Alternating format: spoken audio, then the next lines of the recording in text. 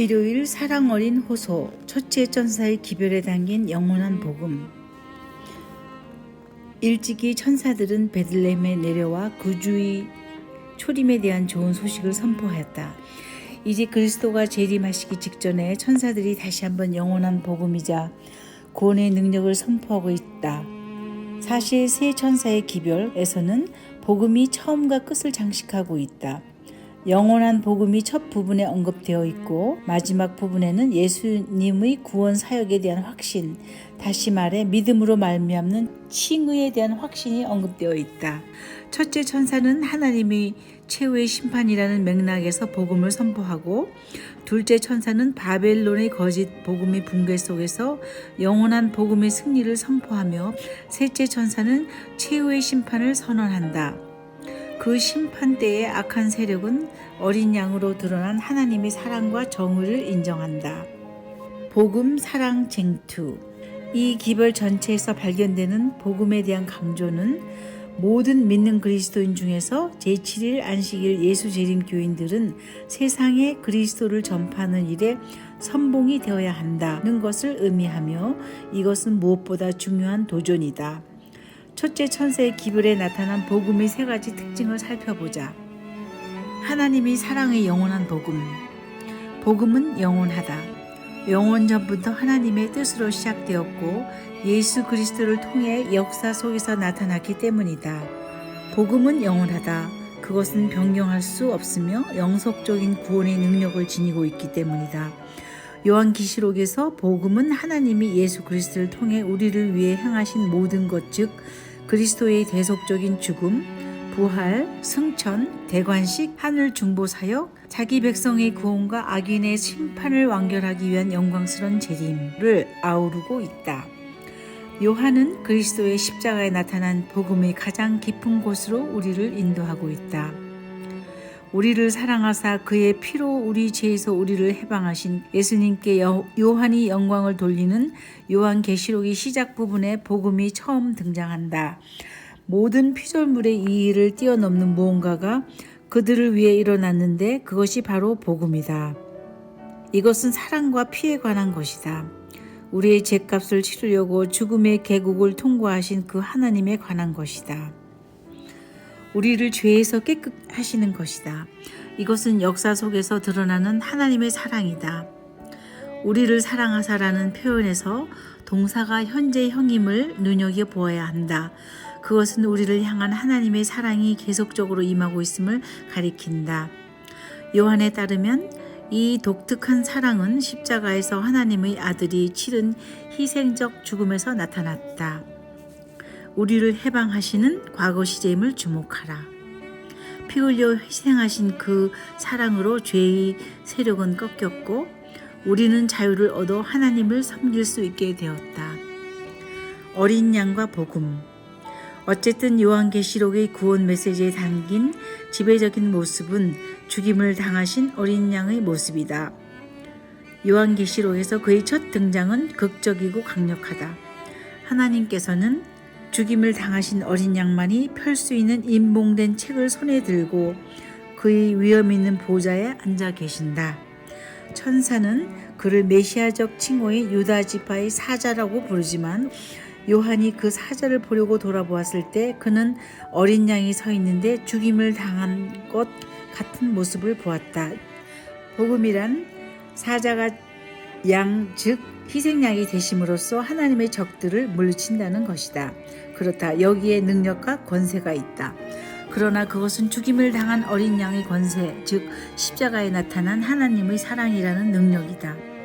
보좌 주위에 있는 자들이 어린 양을 볼 때 그들은 그분께 경배하기 위해 엎드려 합당하시도다. 죽임을 당하사 각 족속과 방언과 백성과 나라 가운데에서 사람들을 피로 사서 하나님께 드리시고 라는 찬양을 돌린다.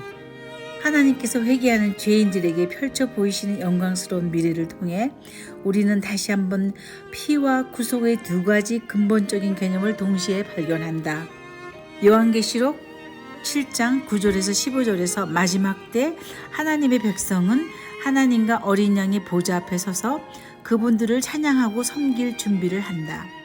그들은 하나님과 어린 양 앞에 서 있는데 어린 양의 피에 그 옷을 씻어 희게 하였기 때문이다. 어린 양의 희생은 인간을 구속할 뿐 아니라 인간을 죄에서 깨끗게 한다. 사실 그것은 우리를 죄의 세력에서 구속하여 하나님 앞에서 그분을 섬길 수 있게 해준다.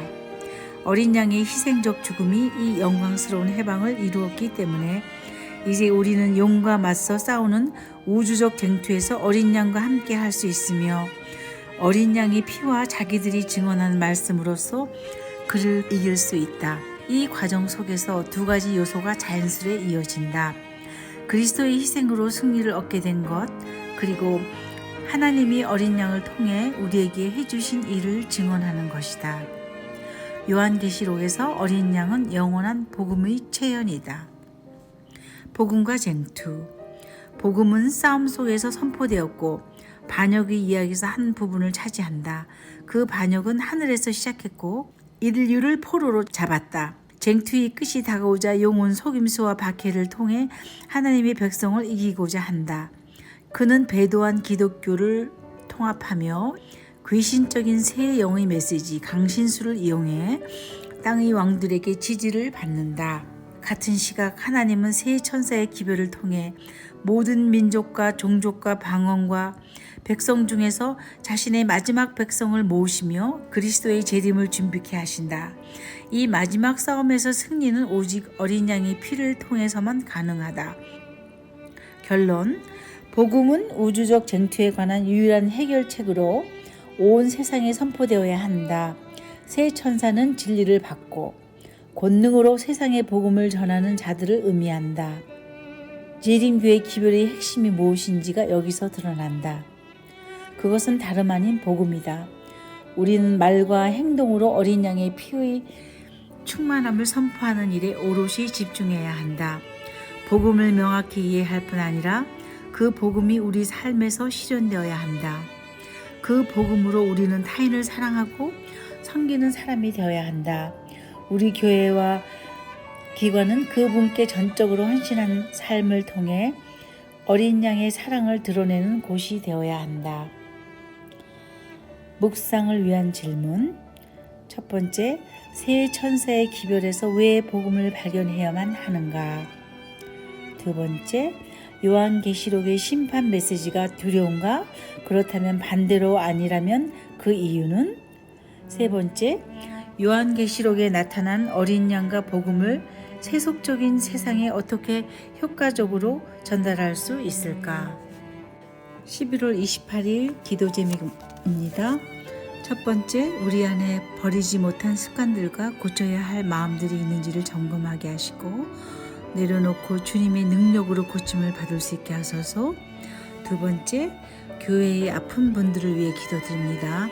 주님께서 회복하게 하시고 주님을 분명히 이해하고 믿음으로 매일 복된 소망 가운데 믿음을 세워가게 하소서.